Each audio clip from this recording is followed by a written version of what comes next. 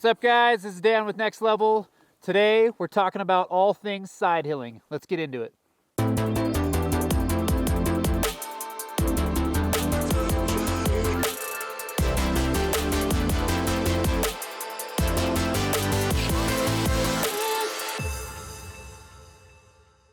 So guys, welcome to our second edition of our on snow version of the Next Level YouTube channel.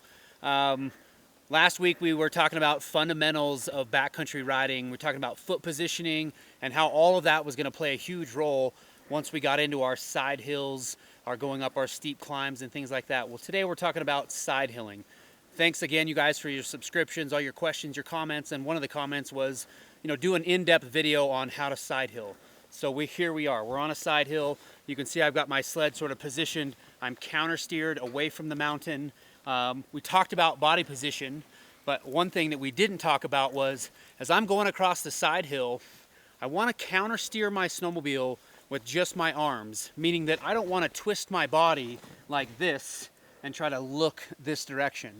I would rather use my arms to create this counter steer, but my shoulders and my hips are going to be in the direction that I want to travel. So my shoulders and hips are going to stay here.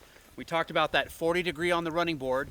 I've cleared away the snow here so you can kind of see that my foot on the running board is at that 40 degree angle. I'm forward on the machine and I'm wanting to stay going horizontal across the hill in this side hill.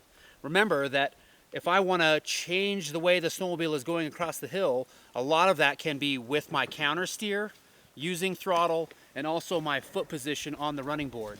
In other words, if I want to go down, let's say, a lot of those positions can mean I'm taking this foot that's outside the running board, applying pressure to the hillside, and literally pushing my sled the direction downward that I want to go. If, for instance, I want to go uphill, that could require putting my foot towards the rear of the running board, counter steer again, looking where I want to go. Once again, shoulders and hips in the direction I want to travel, and that's going to help me dictate that snowmobile and seek the fall line uphill. So you guys can see that I'm perched up here on my right side. We get this question asked all the time, right? I'd say 99% of snowmobilers, they have an issue side hilling right, where it's a bit more difficult for them to side hill right versus left. Well, we're not a bunch of NASCAR drivers. We can't always go left, and we want to go right, so we practice going right a lot. Is there a difference? I think that your throttle being away from you, maybe your brake being in, the positioning just feels a bit awkward, but it doesn't mean that with practice we can't get just as comfortable going right as we go left.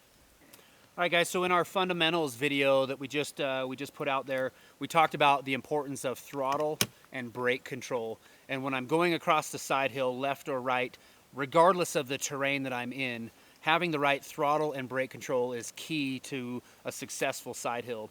You're going to notice as I'm going across the side hill, I'm kind of chopping throttle. In other words, I'm in and out of the gas. I don't need to hold a consistent speed, and it's because I'm literally trying to build a road where there isn't one.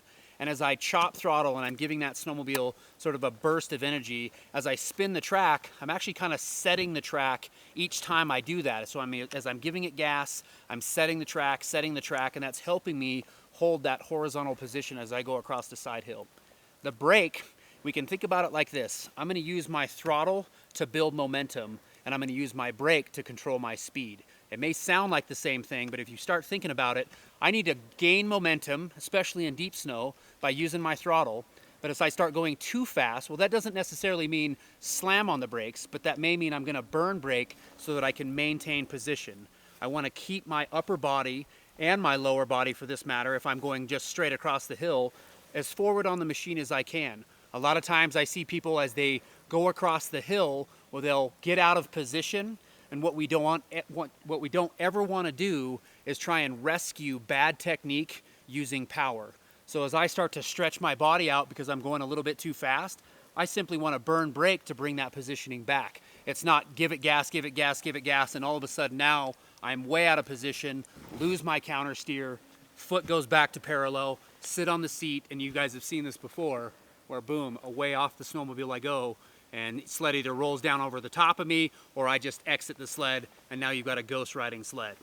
One more tip, when we talk about our position on the snowmobile, a lot of times I see people, instead of having this leg that's on the running board at that 40 degree, I a lot of times see people that are standing up nice and tall, And you can notice that I'm getting myself way too close to my handlebars here. So you're coming across the hill and you're still trying to get this center of mass to the uphill side, but I'm in this really uncomfortable position. Imagine if I hit something under the snow. I've got no power to make some sort of an adjustment with my hand. So it's very important to create this box position, bring myself back, get myself some distance away from my handlebars. That way as I'm going across and I hit different terrain, I've got some shock absorption right here as well as in my knees. And you guys remember that I'm not locking a leg and bending at the torso. I am knee bent and trying to keep that vertical spine. That gives me a lot of leverage and a lot of power to this uphill side of the sled. When you see me go across the side hill, heck, when you see anybody go across the side hill, what you're not seeing is that we're working hard to keep it smooth. As I go across the side hill, just because I initiated the side hill using counter steer doesn't mean that I'm not continuing to initiate counter steer as I need it.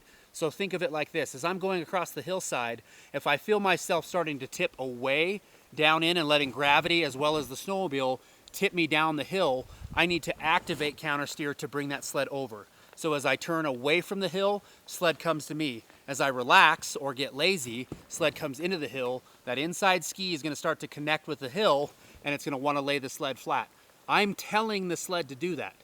So you have to maintain that in and out of counter steer as we side hill. Remember guys, that learning to side hill, this takes some time. You're not going to go get this the first time out. But using these techniques and practicing where you just practice again and again and again, this is definitely going to help you navigate in the backcountry and get off trail. You know, you can look around, you can see this open snow. I mean, this is why we learn to navigate off trail, and learning to side hill is a key component to a backcountry snowmobiler. So practice these moves. Remember that I'm going to do this in control. Speed at this point doesn't impress me at all. What does impress me is going across the hillside in control and allowing your technique to be what gets you across it, not how fast we go.